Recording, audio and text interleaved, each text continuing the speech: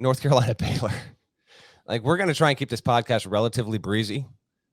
Before I get to my thoughts, I'm tossing to you. Carolina wins 93-86, knocks off reigning national champs. They get there in OT. Brady Manek he gets ejected from the game for a flagrant 2 on an elbow.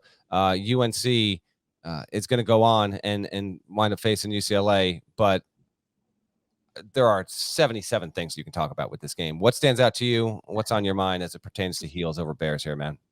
Scott Drew's face as the game goes to OT. Have you seen that clip where he's not looking, he's just face down, just can't watch as the shot goes up? Insane way to start the day.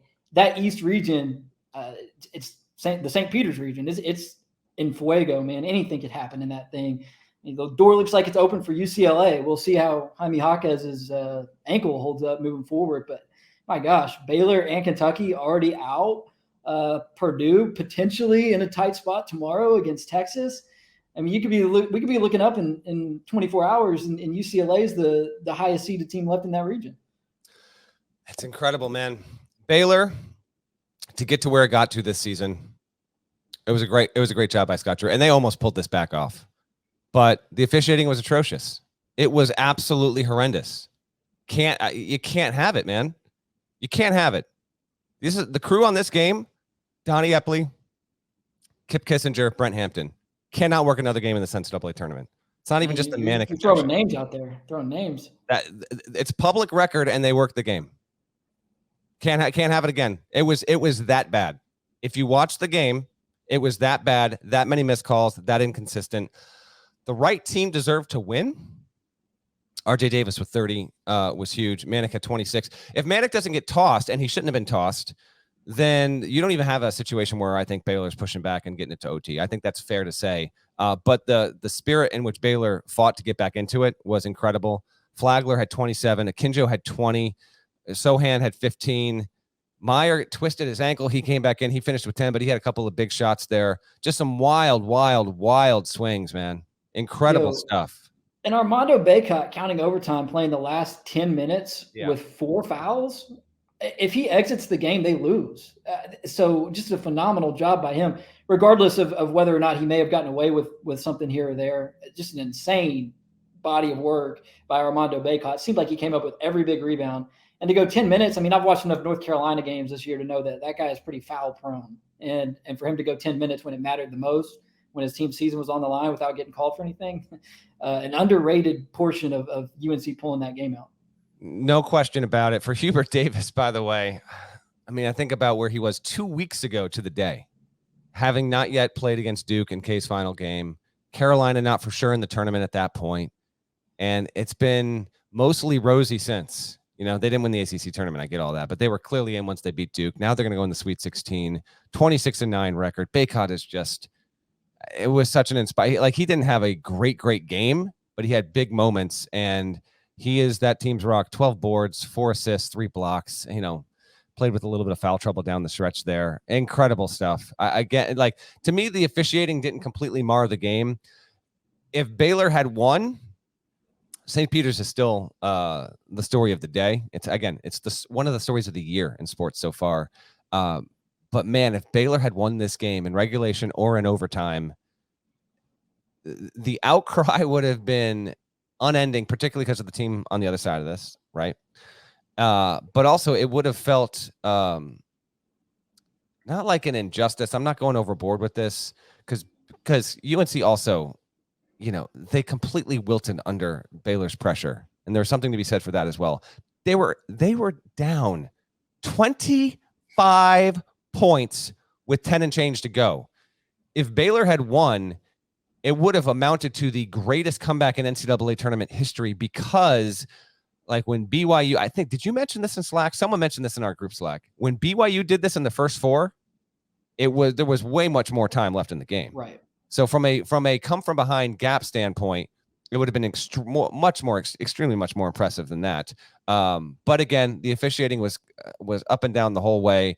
Scott Drew's team, to even get back in that point, it was a riveting game, and this was a standalone game. It was just a hell of a way to start a Saturday, David. Well, I mean, that game was the microcosm of Baylor's season, because things don't go their way a lot this year, right? They lose Langston Love before the season even starts. Nembhard just drilled a 3. That's huge.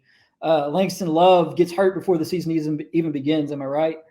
And yeah, and then you go through the season, obviously, beyond just LJ Cryer being banged up, there were extended periods of the season where James Akinjo was not 100% healthy. And then you lose Chamba Chachua for the year. You're down to a rotation of really just 7 guys at the end. And I want to get to Creighton as well for performing in a similar vein today in a losing effort. But Baylor deserves some kudos for not just today, but this season, battling through a lot to be a number 1 seed after they were the defending national champions. And oh my gosh, Jalen Duren, what did he just do to Chet? I love that you're behind me on the screen, by the way. Again, I got 120 to go in this game, and I am enjoying the comments in the YouTube chat as we do this here. Memphis has put up a spirited game here, and when this goes final, we'll kind of talk more about it. For the purposes of the podcast, I think I'd prefer this not to go OT.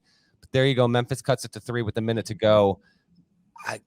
Great stuff by the Memphis Tigers here. Last thought on UNC Baylor. Well, 2 thoughts. One, Scott Drew, I still maintain, was a top 5 coaching job in all of college basketball this season. How many injury issues? They never had, their full roster available to get to that level that he did in the toughest conference in America. I thought was incredible there. And for UNC to do what it did and barely hang on without Manek, yet Caleb Love foul out.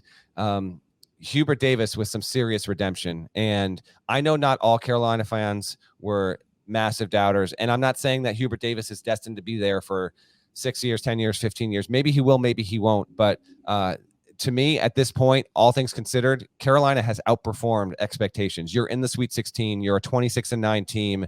You beat a number 1 seed to get there. And you just can't argue with the facts on that matter. Not everything's been perfect, but it's been really impressive for him to do this, especially with the Iron 5. Davis Bacot Black. Shouts to Leaky Black, who, by the way, had an absurd play that could have also helped cost Carolina by throwing it off the glass from 40 feet out. Leaky, what are you doing to me right there? What was that? Hey, if Duke loses and you end up at the East region, you could get the picture with Leaky Black that Gary was too afraid to get earlier this season. That's true. As you can see here on the screen with Nada, Hubert Davis in the 2nd round as an 8 seed. He was there as a head coach this year and as a player in 90. Knocked off 1 season both times, obviously, and they were both close wins. So there we have it with that. Gonzaga. I've got a point real quick on the Hubert Davis thing before we move on, and it ties in with a couple of other games today, including the one we're watching now. So UNC lost at home to Pittsburgh on February 16th. And it was around that time that Michigan was going nowhere fast, and Memphis was sort of emerging from its hole that it had dug itself in the first half of the season. But what an impressive job by this group of coaches that is always under the microscope for, did they just get the job because it's their alma mater and because they were big time NBA players? Right. And so for that group, even if Memphis doesn't pull out a thriller here, for Memphis to recover the way it did in the second half of the season, for Juwan Howard to get Michigan to the Sweet 16, and then for Hubert Davis to recover from a home loss to Pittsburgh on February the 16th, a month ago, to make the Sweet 16. A really good job by the former NBA players back at their alma maters to rally in the second half of this season. That's absolutely true.